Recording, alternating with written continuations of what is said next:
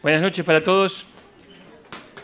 Es una alegría estar una vez más con todos ustedes y con los hermanos que nos siguen por allí por medios electrónicos. Y qué bueno esa disposición que intenta poner esa canción, ¿no? Quiero escuchar tu dulce voz, ¿no? Más allá del que le toque estar aquí adelante en este momento, pero que cuando uno se dispone a escuchar a Dios a través del que le toca hablar, bueno, por lo menos sabe que tiene esa actitud correcta, esa tierra que está ahí prontita para recibir la semilla. Así que bueno, saludamos a todos los hermanos. Ale, si nos están mirando allí, de repente agarró conexión, también los saludamos y bueno, seguimos orando por él y por todo su viaje.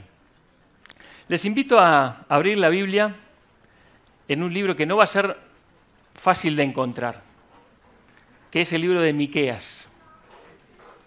Allí, antes de Nahum, que tampoco le dice mucho. Bien, después de Jonás está Miqueas.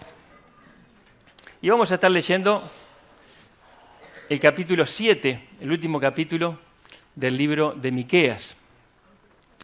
Ahora, ¿saben? Antes de comenzar a leer y a empaparnos un poquito de esta palabra, convendría recordar quiénes fueron los profetas, porque a veces nosotros hablamos de los profetas, y quizás no todos estamos familiarizados con a qué nos referimos cuando hablamos de los profetas, ¿no?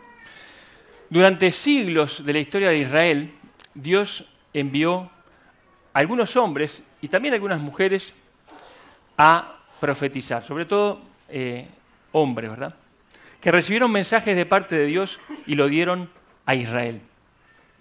El oficio profético, que así le dicen los estudiosos, empezó con Moisés.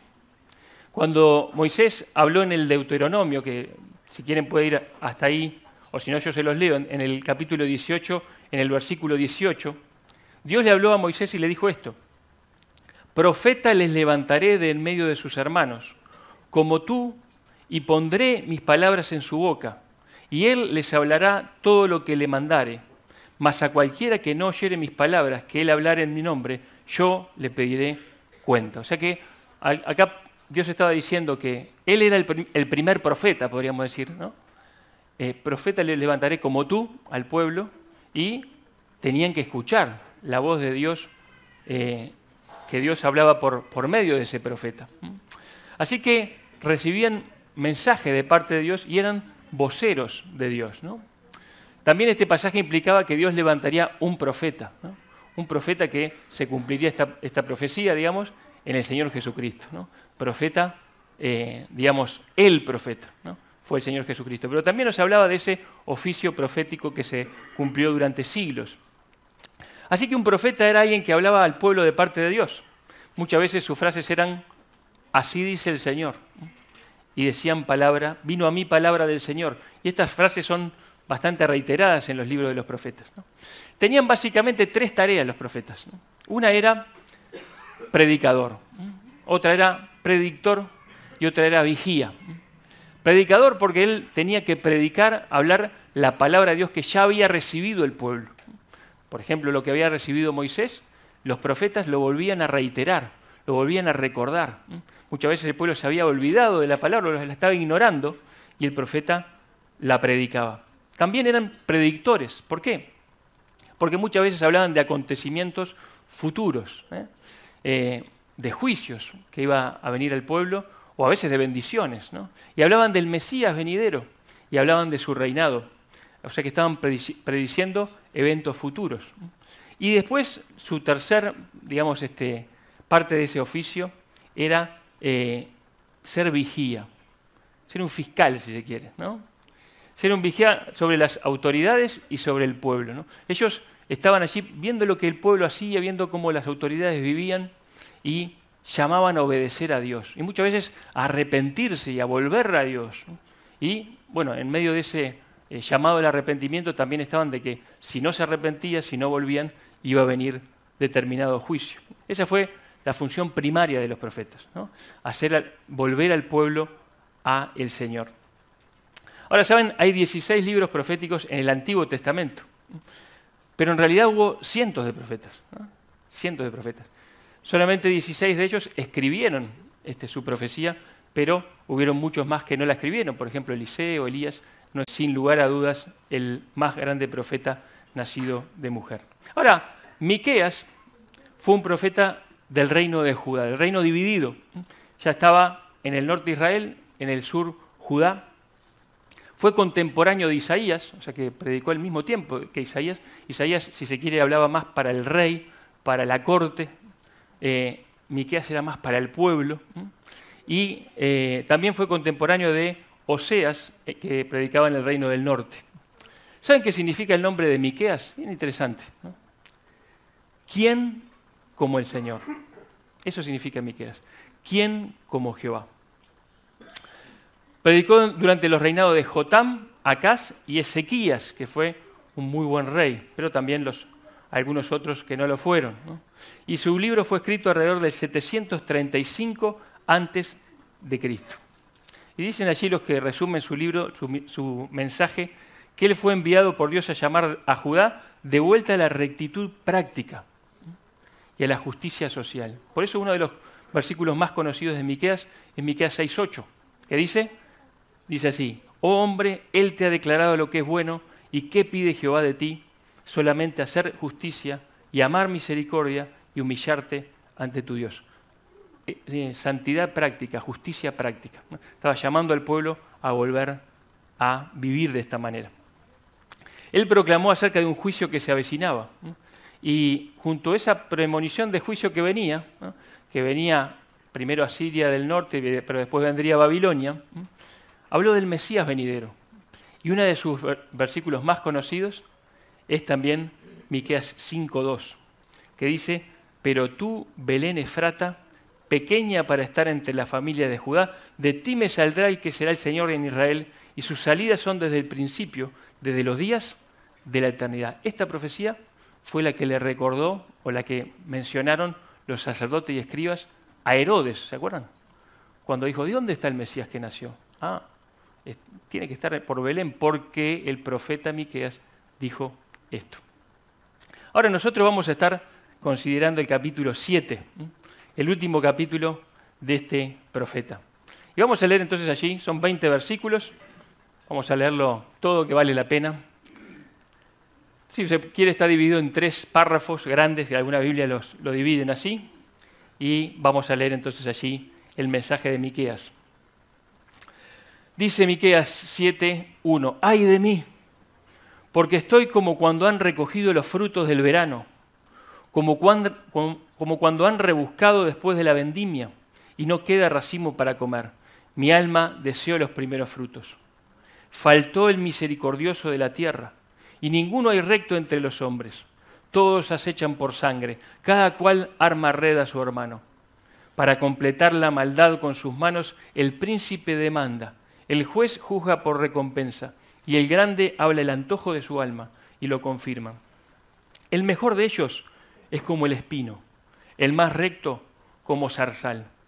El día de tu castigo viene, el que anunciaron tus atalayas, ahora será su confusión. No creáis en amigo, ni confiéis en príncipe. De la que duerme a tu lado, cuídate, no abras tu boca, porque el hijo deshonra al padre. La hija se levanta contra la madre, la nuera contra su suegra, y los enemigos del hombre son los de su casa. Mas yo a Jehová miraré, esperaré al Dios de mi salvación, el Dios mío me oirá. Tú, enemiga mía, no te alegres de mí, porque aunque caí me levantaré, aunque more en tinieblas, Jehová será mi luz. La ira de Jehová soportaré, porque pequé contra él, hasta que juzgue mi causa y haga mi justicia. Él me sacará a luz, veré su justicia. Y mi enemiga lo verá, y la cubrirá vergüenza, la que me decía: ¿dónde está Jehová tu Dios? Mis ojos la verán. Ahora será pisoteada, hollada como lodo de las calles. Viene el día en que se edificarán tus muros, aquel día se extenderán los límites. En ese día vendrán hasta ti desde Asiria y las ciudades fortificadas, y desde las ciudades fortificadas hasta el río, y de mar a mar y de monte a monte. Y será asolada la tierra a causa de sus moradores, por el fruto de sus obras. Apacienta tu pueblo con tu callado, el rebaño de tu heredad. que mora solo en la montaña, en campo fértil. Busque pasto en Basán y Galaad como en el tiempo pasado. Yo les mostraré maravillas como el día que saliste de Egipto. Las naciones verán y se avergonzarán de todo su poderío. Pondrán la mano sobre su boca y ensordecerán sus oídos. Lamerán el polvo como la culebra, como las serpientes de la tierra. Temblarán en sus encierros, se volverán amedrentados ante Jehová, nuestro Dios, y temerán a causa de ti. ¿Qué Dios como tú, que perdona la maldad y olvida el pecado del remanente de su heredad? No retuvo para siempre su enojo, porque se deleita en misericordia. Él volverá a tener misericordia de nosotros, sepultará nuestras iniquidades y echará en lo profundo del mar todos nuestros pecados.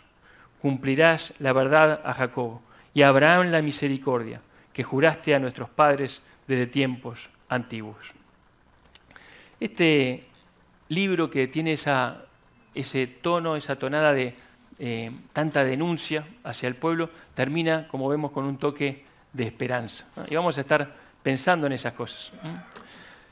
En el primer versículo vemos que era un profeta que se dolía por el estado espiritual del pueblo, ¿no? ¡Ay de mí!, dice Miqueas. Él no denunciaba el pecado desde una superioridad moral, ¿no?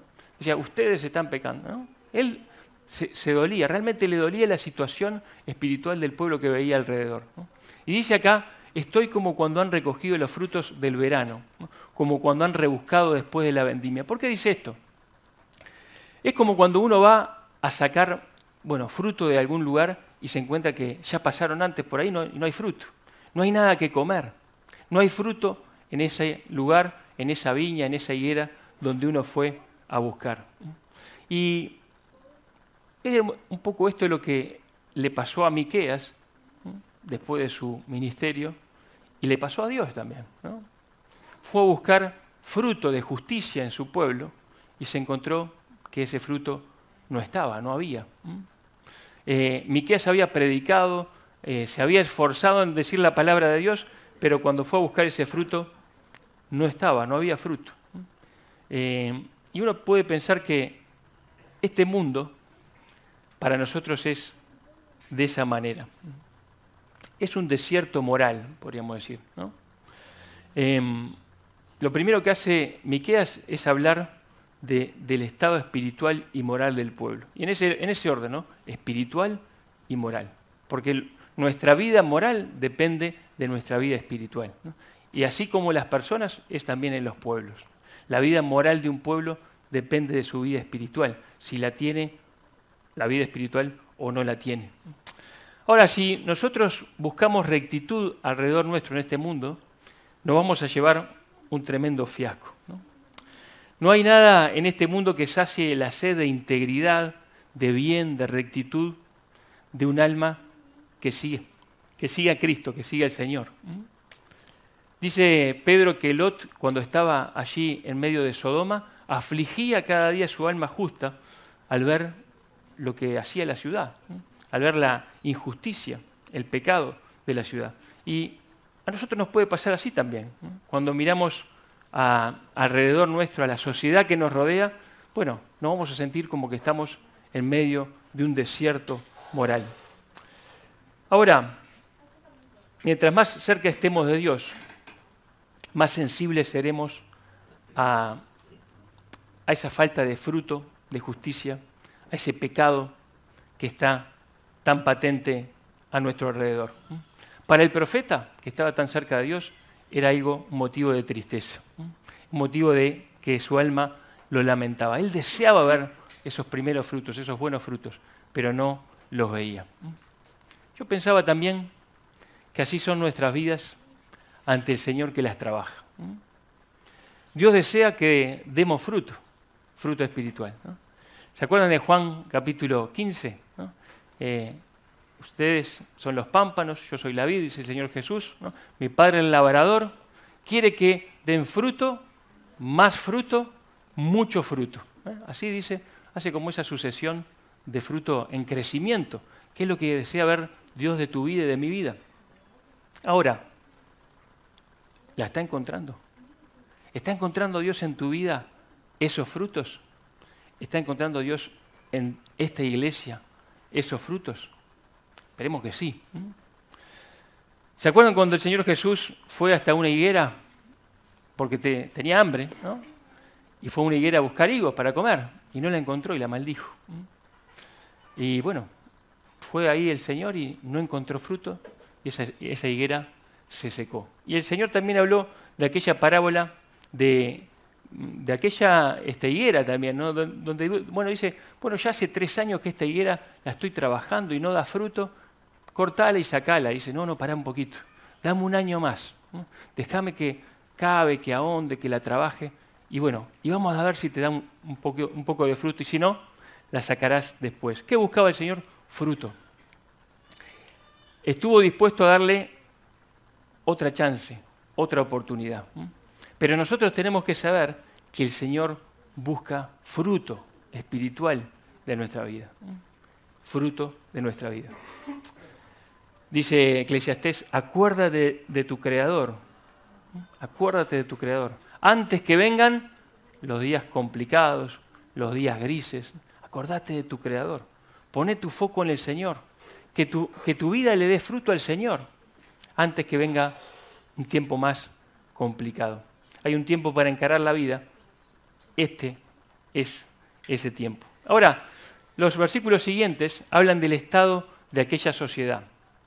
No podemos ahondar muy profundo porque, bueno, sería muy largo, pero vamos a hacer como un punteo de lo que dice el profeta acerca de la sociedad. Era una sociedad, dice acá, sin misericordia. Faltó el misericordioso de la tierra. No ayudaba a los necesitados. No consideraba a aquellos pobres entre el pueblo, ¿no? Era una sociedad que estaba viciada. Dice, ninguno hay recto entre los hombres, ¿no? Estaba torcida, estaba totalmente entregada al pecado. Era una sociedad violenta. Todos acechan por sangre, por intereses personales, estaban dispuestos a matar el que se metía en su camino. Era una sociedad, dice, traicionera. Dice, cada cual arma red a su hermano. No era confiable las personas en aquella sociedad, ¿no? Era una sociedad que estaba corrompida a altas esferas, ¿no? Dice que el príncipe demanda, ¿no? Aquel que tenía mucho demandaba a otros, ¿no? El juez juzga por recompensa, ¿no? O sea, el juez juzgaba, pero bueno, que tenía que tener algo en el bolsillo para bajar el martillo a favor de el que le había pagado, ¿no? Y dice acá, el grande habla del antojo de su alma. Aquel que tenía que guiar al pueblo decía lo que a él le parecía, ¿no? Una sociedad corrompida en altas esferas y una sociedad deshonesta, ¿no? El mejor de ellos, dice, es como el espino, ¿no? El más recto como zarzal. Es como que el más recto de aquella sociedad no pasaría ni el vestíbulo de lo que Dios pedía como rectitud moral, ¿no? Una sociedad corrompida desde los cimientos. Ahora, ¿nos sorprende esta descripción de la sociedad de aquella época? ¿No es cierto que parece un informativo? ¿No se parece a la sociedad nuestra de este tiempo? Nuestra sociedad, acá en nuestro país, es una sociedad inmisericordia también. No es recta, es muy violenta y cada vez más. Es traicionera, está corrompida a altas esferas, es deshonesta. Dijo C.S. Lewis esta frase que siempre me impactó, dice, nos reímos del honor y luego nos sorprendemos de encontrar traidores entre nosotros, ¿no? ¿Saben lo que pasa?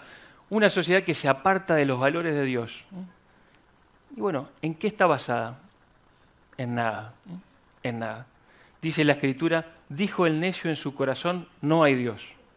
Y la siguiente frase es, se han corrompido, hacen obras abominables, ¿no? Cuando uno rechaza a Dios, ¿no?, se quedó moralmente en el aire, ¿no?, y va a vivir en corrupción moral.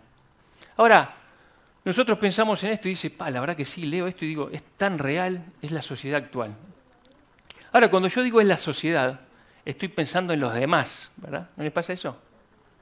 La sociedad es algo que está ahí en la nebulosa, ¿no? ¿Qué es la sociedad? ¿No? La sociedad soy yo, ¿no?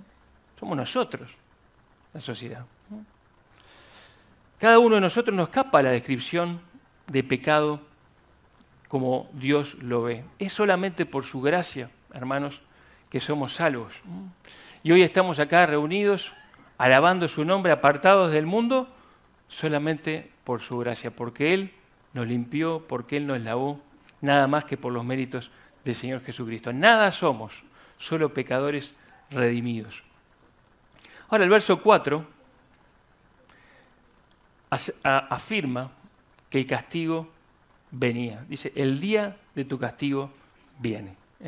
Esto era palabra de Dios, ¿no? Estaba diciendo en esa función de la premonición, ¿no? De decir lo que iba a ocurrir, ¿no?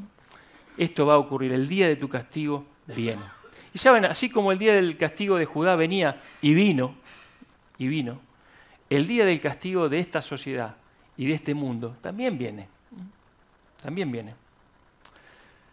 Dios es justo, Dios es el juez de toda la tierra y un día juzgará el pecado. Un día juzgará el pecado. Y yo te pregunto, ¿no? Sobre todo algún amigo o amiga que nos está escuchando, ¿estás listo para que Dios juzgue el pecado? ¿Estás listo para encontrarte con Dios, con el Dios justo? Nos habla de acá una sociedad donde la palabra ya no tiene valor, donde no se puede confiar en nadie. Dice, no confíes ni en amigo, dice acá, ni en príncipe, ¿no? Algunos lo traducen como en los sacerdotes, no podían confiar ni en aquellos que tenían que ser confiables, ¿no? Dice más, ¿no? De la que duerme a tu lado, cuídate, no abras tu boca, ¿no? Aún hablando de los cónyuges, ¿no? No podían confiar ni en uno en el otro. Qué tremendo es, esta sociedad nuestra también es así. Todo lo que digas puede ser usado en tu contra, dice por allí la frase de las películas, ¿no? Mentira, engaño, hipocresía, infidencias, traición, todo está implicado acá. Aún el hogar, que tendría que ser un nido de paz, ¿no? Un nido de seguridad, donde uno quiera volver cada día a estar refugiado, se ha convertido en un lugar peligroso, donde se levanta el hombre contra la mujer contra el hombre, los padres contra los hijos contra los padres, ¿no? Lo desconocen, en su momento se quieren quedar con lo de ellos, lo meten por allá, por acá. Tremendo, ¿no? Este mundo es violento, aún hasta en el hogar, aún hasta el vientre materno es un lugar peligroso en nuestro mundo. Es tremendo cómo describe Miqueas nuestro mundo también. Ahora, ¿saben? Este versículo fue citado textualmente prácticamente por el Señor Jesucristo. Ese versículo 6. Porque el hijo deshonra al padre, la hija se levanta contra la madre, la nuera contra su suegra, y los enemigos del hombre son los de su casa. Esto estaba hablando Miqueas de la corrupción moral que había en Judá en aquella época. Pero el Señor Jesús lo citó hablando de lo que iban a vivir los discípulos. ¿Se acuerdan de aquel pasaje? El Señor Jesús estaba enviando a sus apóstoles, a sus discípulos, y les empezó a advertir cómo iba a ser la cosa, qué iba a pasar más adelante. Inclusive estaba hablando de cuando naciera la iglesia y cuando fuera creciendo. Bueno, en alguna parte el Señor dice, miren, fuego vine a traer a la tierra. Dice así el Mateo 10, 34, 36, yo se los leo. No piensen que he venido para traer paz a la tierra. No he venido para traer paz, sino espada. Porque he venido para poner en disensión al hombre contra su padre, a la hija contra su madre y a la nuera contra su suegra, y los enemigos del hombre serán los de su casa. El Señor Jesús lo cita textual prácticamente a Miqueas, ¿no? A veces vamos a encontrar eso en la profecía, que una profecía que tenía aplicación directa al pueblo de Dios en aquel tiempo, vuelve a tener aplicación de vuelta y a ser citada en el Nuevo Testamento con otra acepción, podríamos decir, de la profecía, pero que es totalmente real. Y el Señor Jesús la cita acá para hablar de lo que iba a ocurrir con el Evangelio, ¿no?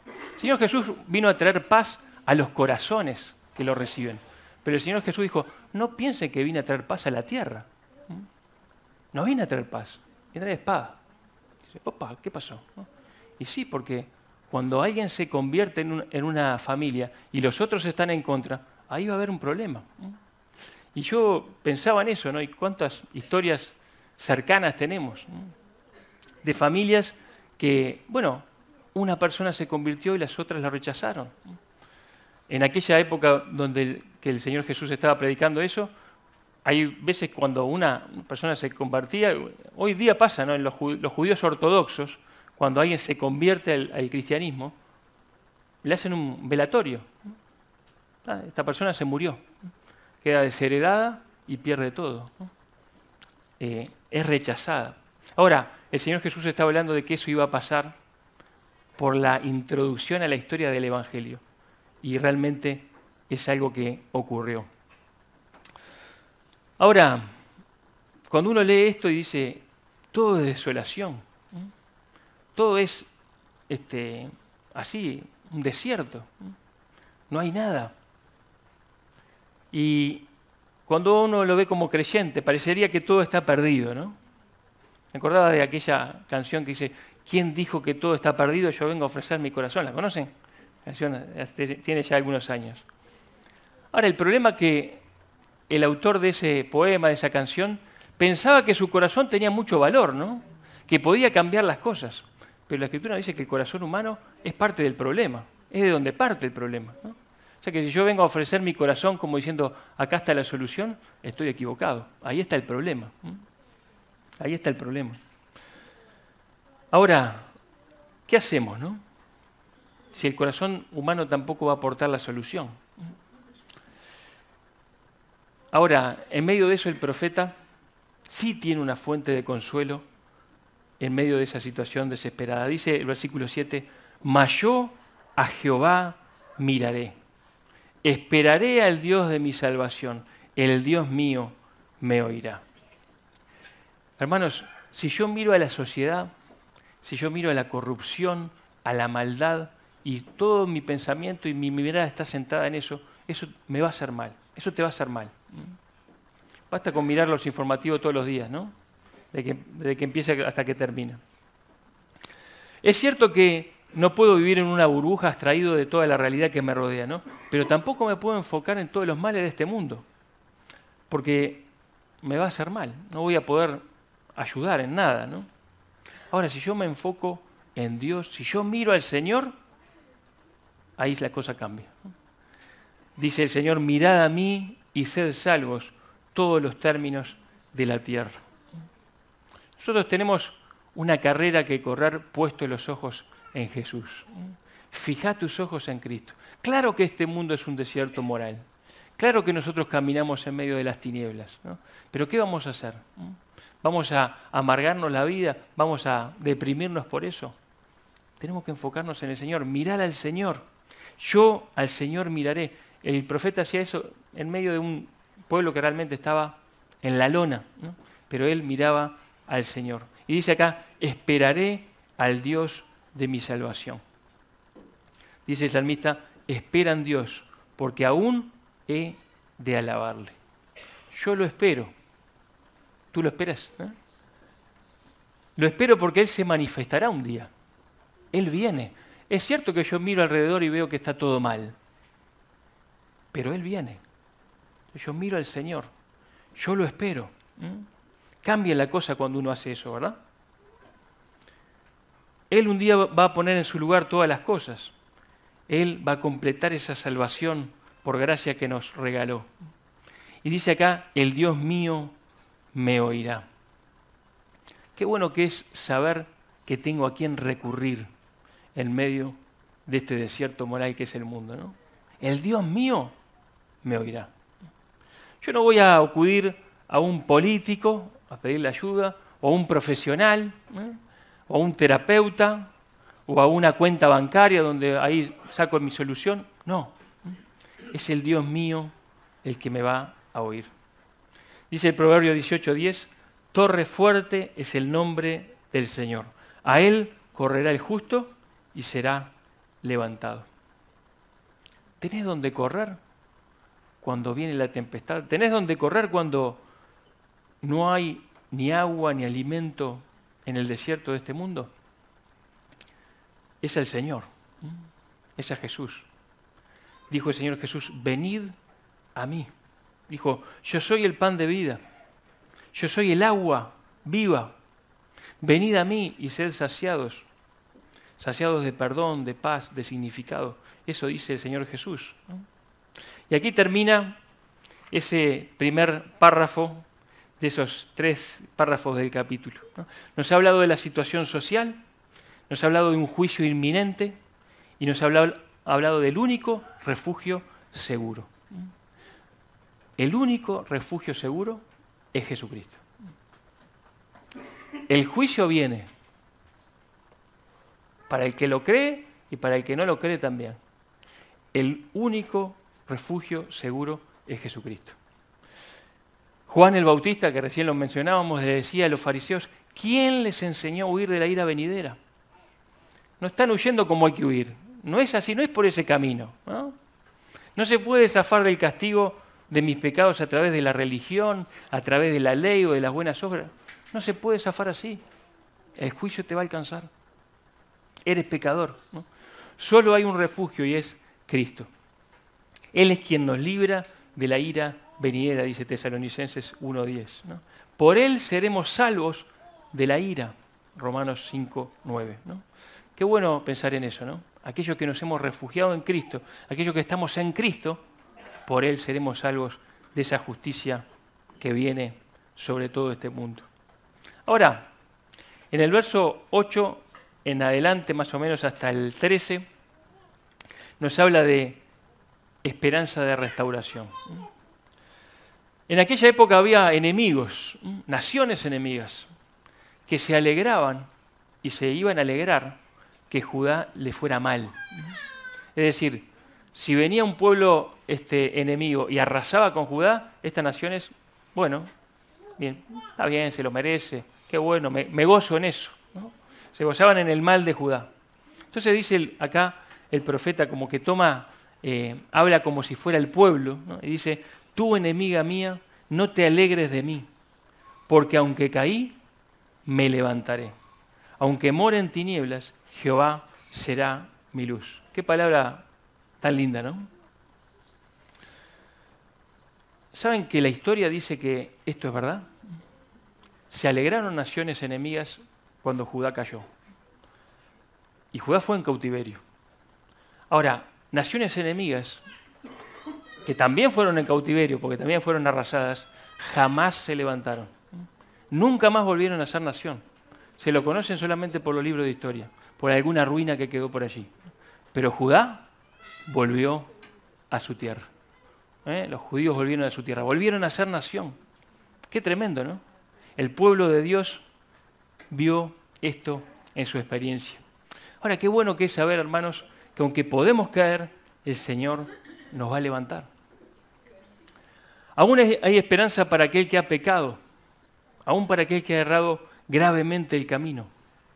Aunque pase por un tiempo de oscuridad, de densa oscuridad, Dios es tu luz. Vos podés decir, sí, la verdad que estoy complicado, ¿no? Estoy pasando por un tiempo de tinieblas, porque metí la pata, porque estuve mal, ¿no? No me aprovechó.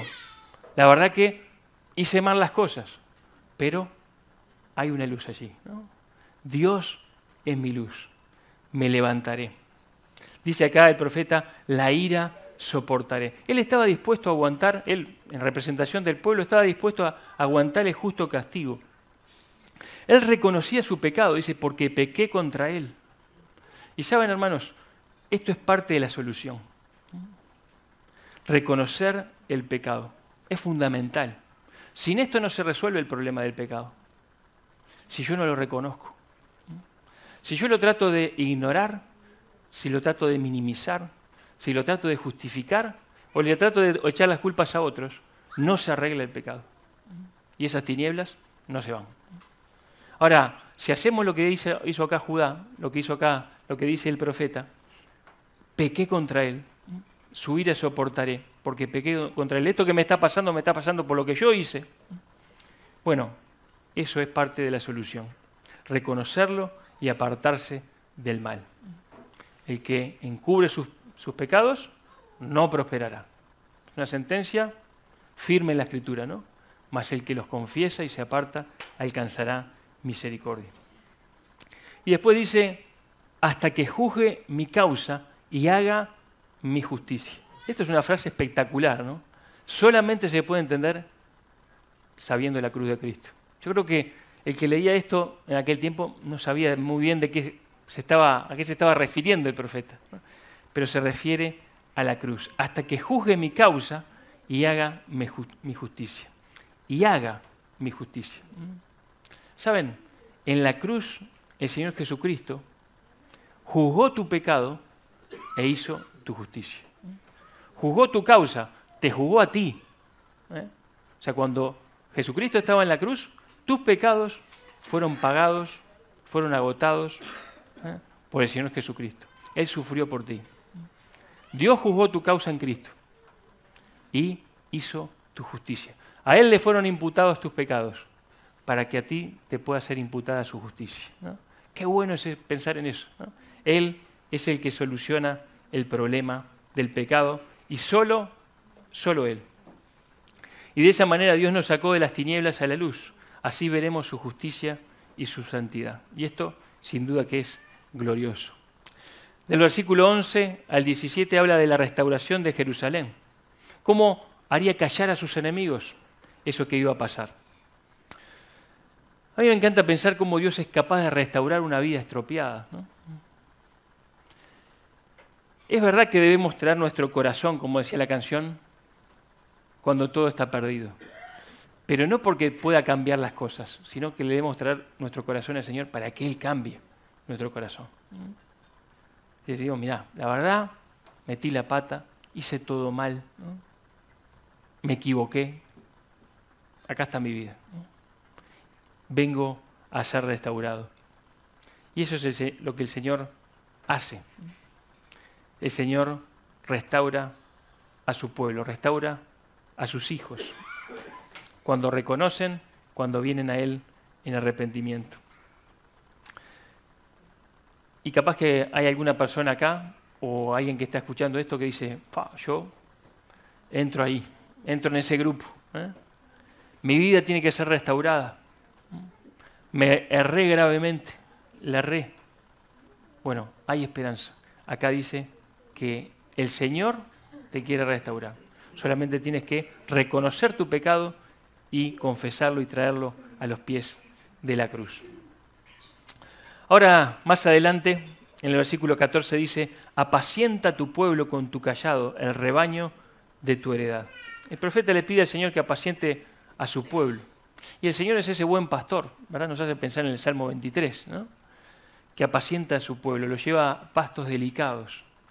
Su vara y su cayado nos infunden aliento. A veces es su vara, ¿verdad? Y a veces es su cayado que nos guía, que nos ayuda, que nos trae hacia Él. Él es el buen pastor que su vida dio por las ovejas.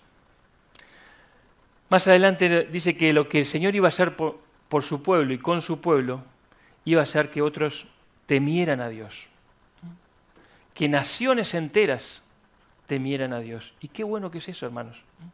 Cuando Dios trabaja en tu vida, te restaura y hace que otros, se acerquen a Dios, ¿no? ¿Cómo es posible que esta persona que estaba así como yo la vi, ahora esté con el Señor y está caminando y su vida produce fruto y eso hace que otros vengan al Señor? Cuando resplandecemos como luminares en medio de las tinieblas, cuando conservamos la integridad en un mundo corrupto, cuando seguimos confiados y en paz en medio de la adversidad, cuando somos sal, cuando somos luz, otros vienen a Cristo. Somos testimonios vivos, ¿verdad? Somos cartas abiertas que otros pueden leer, que el Espíritu escribe para que otros conozcan la gloria de Dios. Qué bueno que Dios pueda hacer esto en nosotros y puede hacer que no nos admiren a nosotros, sino que busquen a Dios y teman a Dios. Y de eso se trata nuestra vida. Los últimos 3 versículos son también espectaculares, ¿no? Son un canto de esperanza y de alabanza al Señor. Así como el nombre de Miqueas es ¿quién como el Señor? ¿Quién como Jehová? Él mismo dice, ¿qué Dios como tú? ¿Qué Dios como tú? Que perdona la maldad y olvida el pecado del remanente de su heredad. No hay Dios como nuestro Dios, hermanos. No hay Dios como nuestro Dios. Nadie que se le parezca siquiera. Él perdona nuestros pecados. Él es un Dios de misericordia. No solamente que hace misericordia, no la hace como diciendo, bueno, otra vez, sino que se deleita en misericordia, dice acá, ¿no? Se deleita en tener misericordia.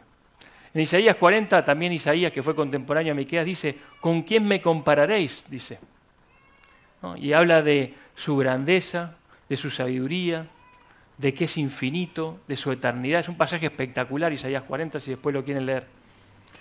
Y ahí destaca esas virtudes, pero acá destaca una virtud que nos llega más al corazón, más directamente, ¿verdad?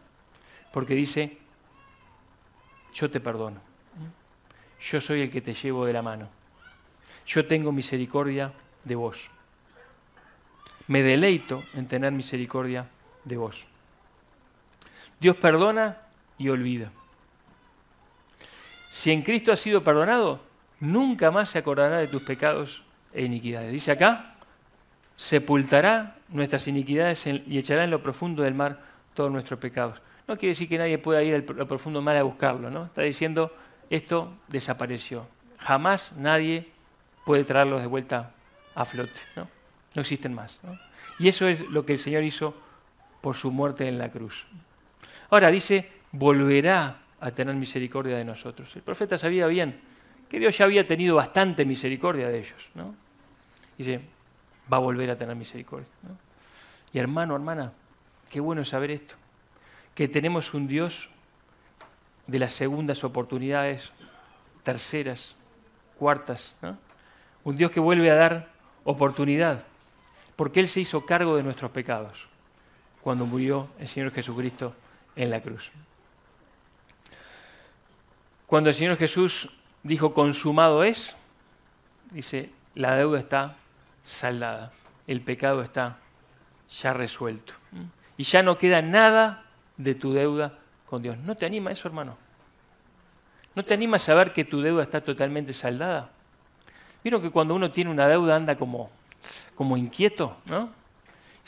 Y capaz que se cruza con el acreedor y no se anda escondiendo, no sé que me vea y justo ahora no tengo para devolver. No nos va a pasar eso con Dios, ¿no? Dios no te va a cobrar nada, porque el Señor Jesucristo ya pagó todo. Qué bueno, qué animador que es eso. Y el último versículo dice, cumplirás la verdad a Jacob y a Abraham la misericordia, que juraste a nuestros padres desde tiempos antiguos. Y sin duda que Miqueas se estaba refiriendo a promesas especiales que Dios tiene para su pueblo Israel y que Dios la va a cumplir al final de los tiempos. Pero nosotros podemos mirar este versículo y pensar en la fidelidad de Dios, en la fidelidad de Dios. Ya pensamos en su perdón, ya pensamos en su misericordia, pero podemos pensar en su fidelidad también. Puedes estar seguro, hermano, hermana, que todas las promesas que el Señor Jesús ha hecho, que todas las promesas que Dios ha hecho para su pueblo, para sus hijos, Él las va a cumplir. Puedes estar seguro. Dice la Escritura que en Cristo todo lo que Él ha prometido es sí y amén. Estando en Cristo, todas esas promesas son una realidad. No porque te lo ganes, no porque me lo gane, sino porque Él es fiel. Así que gloria a Dios por su perdón, por su misericordia, por su cruz, por su fidelidad, por sus promesas que son en Cristo sí y amén para su gloria. Pensamos en todo esto y le adoramos, ¿verdad? Y podemos decir como Miqueas, ¿quién como el Señor? ¿Quién como el Señor?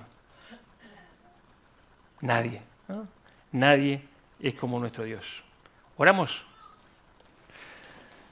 Padre que estás en los cielos, te damos gracias porque no hay nadie como tú, Señor. Tú eres un Dios de amor, un Dios de gracia, un Dios de misericordia, un Dios santo, pero también un Dios que perdona, un Dios que restaura, un Dios que da otra oportunidad. Y Padre, quizá acá en este lugar hay hermanos, hay hermanas que han caído, que han errado, que se han extraviado, pero que tú los amas y los estás trayendo con tus cuerdas de amor de vuelta hacia ti. Señor, que tú completes esa obra en sus corazones. Gracias, Padre, por estar obrando en tu pueblo todo el tiempo. Aunque no lo podamos ver, tú estás obrando, como dice esa canción. Y gracias, Padre, porque quizá también alguien que no te conoce pueda ser impactado por esta tu palabra, al entender que hubo alguien que se hizo cargo de sus pecados, que hubo alguien que, aunque no tenía pecado, aunque no tenía que morir, decidió morir para pagar por su deuda. Y ese fue el Señor Jesucristo. Padre, que tú estés obrando en los corazones que aún no te conocen. Gracias por tu palabra, te amamos, te bendecimos, en el nombre de Jesús. Amén.